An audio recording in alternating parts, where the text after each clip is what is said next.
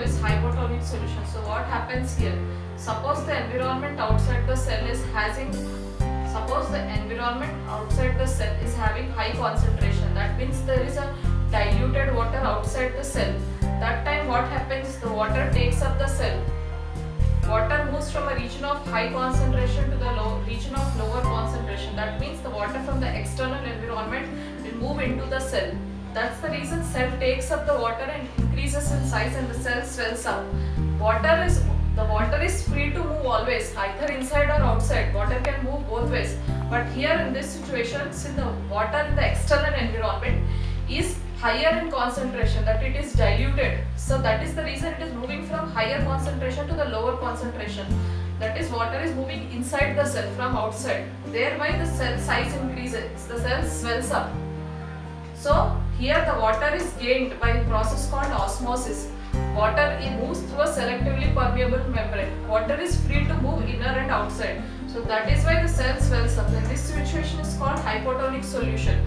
There will be increase in the size, the cell swells up, the water moves from a region of higher water concentration to the region of lower water concentration, and there is gain of water in the cell by a process called osmosis. This situation is called hypotonic solution. Then moving on to next one, that is isotonic solution. There will be equal movement of water inside and outside of the cell. So there will be not much change in the net movement of water. The amount of water will be same even after the exchange of water between inner and outer membrane. So this situation is called isotonic solution. So there will be no change in the size of the cell. The size of the cell will be same and no net movement of water. Even though the water moves, the amount of water will be same both inside and outside. So it is called isotonic solution. The size of the cell will be same and no net movement of water will be there. Then moving on to the last one, that is hypertonic solution. In this what happens? The environment outside the cell has lower concentration of water, whereas the environment inside the cell has higher concentration. So the cell water will move from a region of higher concentration to lower concentration. That means the water will move out of the cell. Inside the cell there is high water concentration area. So from the higher water concentration area it moves outside to the external environment where there is lower water concentration area. So here what is happening? Cell is losing water. So thereby the cell size will decrease. That means cell will shrink up because there is loss of water from the cell. The environment inside the cell has higher concentration. The water inside the cell is made up of higher concentration, and the water outside the cell in the external environment is of lower concentration. So that is the reason water in the cell will move from a region of higher concentration to a region of lower concentration through a selectively permeable membrane. So here there will be loss of water from the cell. Thereby cell size decreases. That means cell size shrinks up.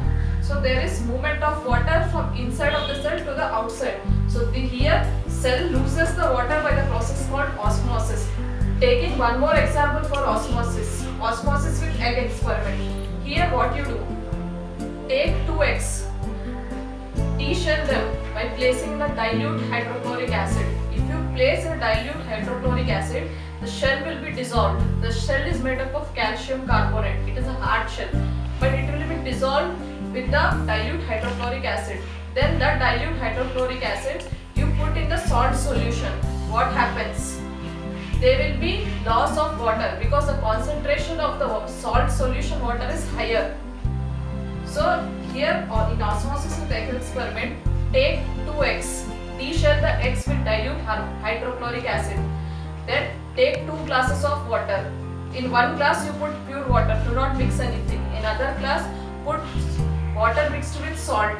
So in one glass you are taking 2 glasses of water. In one glass of water you are mixing salt, and in the other glass the water is pure, no mixing of anything. Then put the de-shelled eggs in both the glasses. Then what happens? Where there is pure water without the mixture of salt, there the egg will absorb the water and swells in size. You are taking 2 glasses of water. In one glass you are not mixing anything in the water. In the second glass you are mixing salt, and then you are de-shelling the eggs with the help of placing the eggs in a dilute hydrochloric acid. Thereby, the shell of the egg will dissolve because the shell is made up of calcium carbonate. Then these de-shelled eggs you have put in 2 glasses of water. In 1 glass of water there is pure water, you have not mixed anything. In other glass there is salt concentration. So in the glass where there is pure water, the egg tends to take up water inside, and thereby the egg increases in size. Whereas in the second glass where there is salt water, the egg loses water because the concentration of salt water is more than the normal water. So the egg loses water and shrinks in size, decreases in size. So the de-shelled egg, when placed in pure water, takes water inside from the outer environment and increases in size with a process called osmosis. Whereas in the second glass, the salt water concentration is higher. Thereby the de-shelled egg loses in water and shrinks in size. This is one more experiment to prove osmosis. So from all these, what we understand is plasma membrane is very flexible. It can easily allow the transport of food, water, gases, etc. Then it is very flexible, and the plasma membrane is made up of lipids and proteins. Then how this flexibility comes?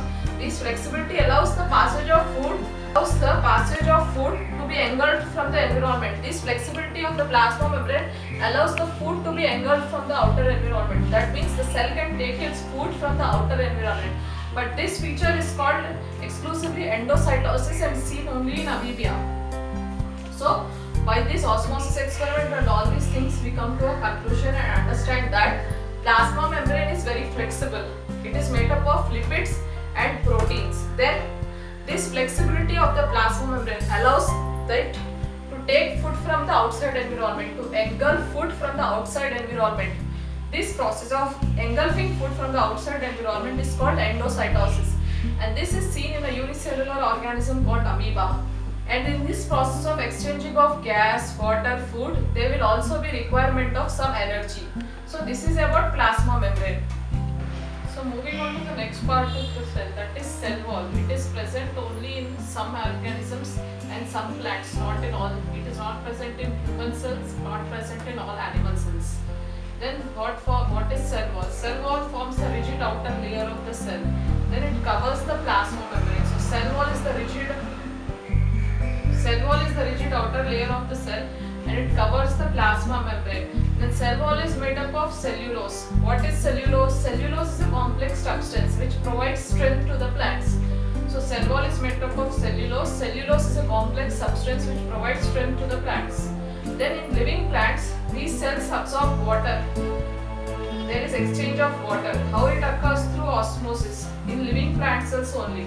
Only living plant cells absorb water. Dead plant cells do not absorb water. So in living plant cells, there is water loss through osmosis.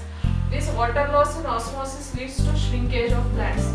Absorption of water in the plants occurs by osmosis process. Plants take up water, right, for their living purpose, for making food. So this absorption of water in the plants occurs by a process called osmosis. So in this process, there will be water loss in the living plant cells. So this is the process which occurs through osmosis. Then when there is water loss, the cells shrink in size, they decrease in size. Then what happens? The contents of the cell move away from the cell wall. When there is decrease in the size, the content inside will move away from the cell wall.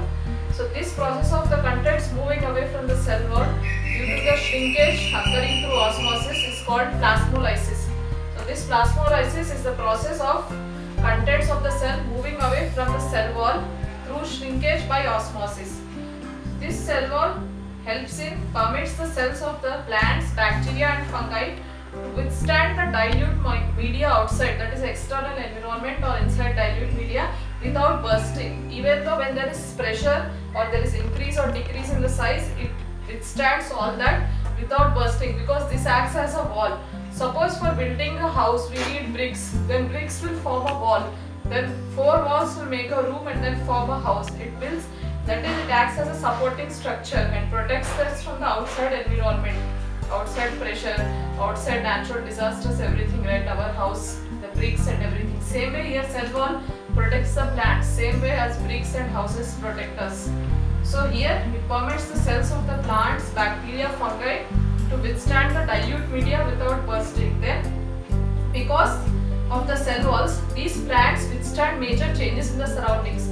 there will be heavy winds, there will be drought, there will be floods, there will be cyclones. In all these conditions also plants stand straight without any disturbances to them. Because of the presence of cell walls only this feature will be there. Whereas animals, their health may spoil or something will happen due to these natural disasters or changes in the atmosphere.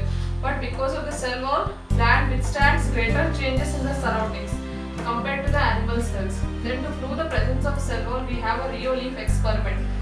Take a peel of a rheoleaf, put it in a salt or sugar solution, then stain it with a methylene blue or iodine and observe under a microscope. You see the presence of cell wall. Take a peel of a rheoleaf, stain it, put it in a salt or a sugar solution, observe under a microscope. You see the presence of cell wall. Whereas take one more peel of the rheoleaf, boil it in the water and then observe. When you boil it in the water, the leaf dies. Thereby you cannot see the presence of cell walls. Here it proves that only in living cells cell wall can be seen. Whereas in dead cells cell walls cannot be seen. When the cell is living, you can see the cell wall under a microscope after staining it and after putting it in a sugar or salt solution. Because the living leaf contains chloroplasts or chlorophyll pigments, it gives green color. So thereby you can see the presence of cell wall. So this is about cell wall. Now we can move to the next organelle called nucleus.